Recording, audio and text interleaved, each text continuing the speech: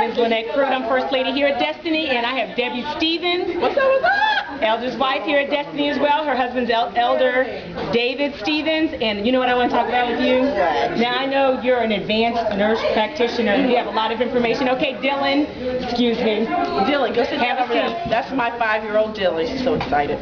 And here comes I Mr. see Judith. Judith. Okay. Madison, oh my God, honey, we're trying to, okay. Let's go. Okay, so the elder came, and now all of a sudden, Let's go. see, there we go.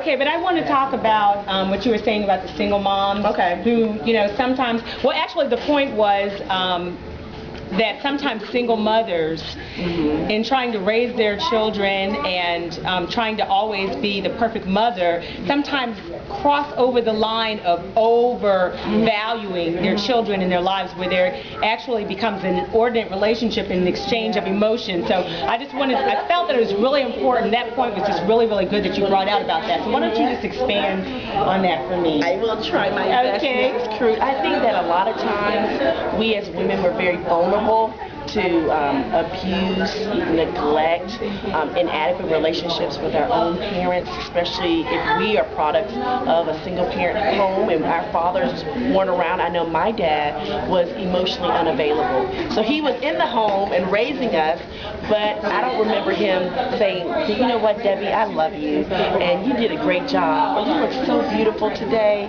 And so I know that I grew up with certain needs that went unmet. And so, my story was a little bit different, but I can imagine how single moms may struggle with some of those same things if they grew up in a similar background. And let's say that you're unmarried, so you still have those same needs, and you may not have a companion there. Your husband hasn't come yet, or you're still believing God for that.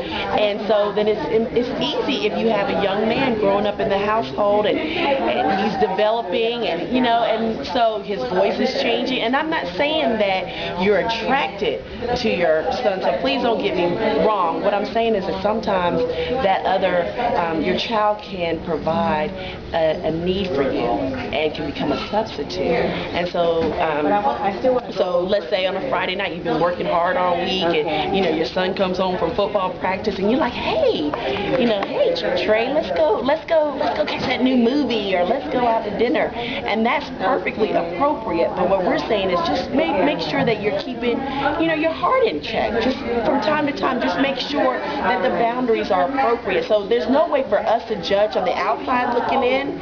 So we're not saying don't do those kind of recreational things with your son.